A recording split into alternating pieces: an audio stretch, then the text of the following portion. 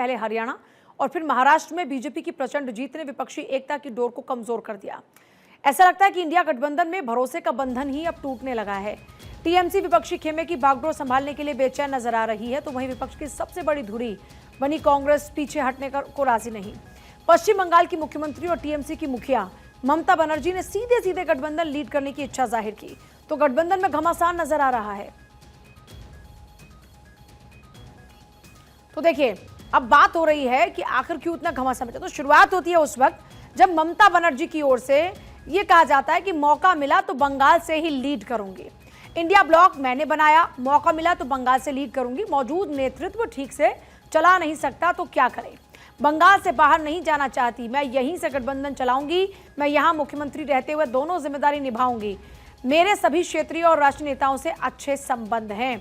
ममता बनर्जी पर कांग्रेस का रिएक्शन आ जाता है। कांग्रेस नेता मणिकम टैगोर का स्टेटमेंट आता है, वो कहते हैं दैट्स अ गुड जोक।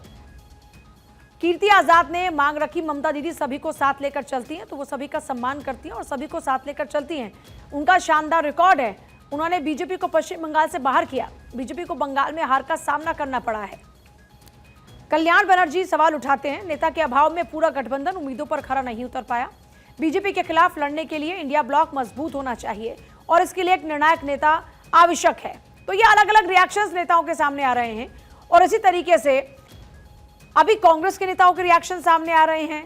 नेता के अभाव में पूरा गठबंधन उम्मीदों पर खरा नहीं उतरा। टीएमसी नेता कल्याण बनर्जी ये बात कहते नजर आते हैं, वो कहते हैं बीजेपी के खिलाफ लड़ने के लिए इंडिया ब्लॉक मजबूत होना चाहिए और इसके लिए एक निर्णायक नेता की आवश्यकता है। ये ठीक है, उन्होंने अपनी बात रखी है और क्योंकि वो वेस्ट बंगाल में एक सक्सेसफुल उन्होंने मॉडल रखा है भारतीय जनता पार्टी को वहां से दूर रखने का और अच्छी वेलफेयर स्कीम्स लागू की हैं, तो कहीं ना कहीं उनका इलेक्शन का एक्सपीरियंस हो, उनकी फाइटिंग स्पिरिट हो, वो उस हिसाब से अपना इच्छा जाहिर कर रही हैं। इंडिया अलायंस की जब भी मीटिंग होगी इस पे व्यापक तरीके से चर्चा होकर हमारी सीनियर लीडरशिप मिलकर ही निर्णय लेंगे। सब तरह से राजनीतिक मुकाबला किया है, वो पूरी तरह सक्षम है और हमारे दल की और उनसे व्यक्तिगत सब तरह के रिश्ते अच्छे हैं।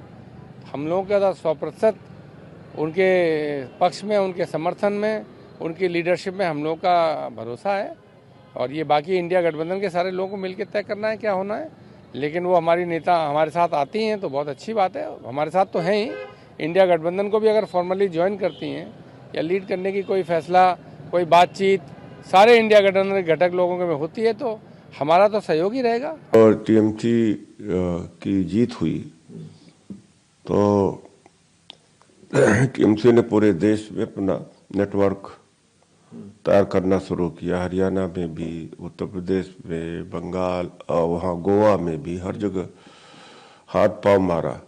टीएमसी कहाँ तक सफल हुई इसी से समझ सकते हैं। जो अपनी पार्टी बंगाल के बाहर नहीं ले जा सकी, वो देश तक का स्तर पर क्या लड़ेंगे, क्या नेतृत्व करेंगे।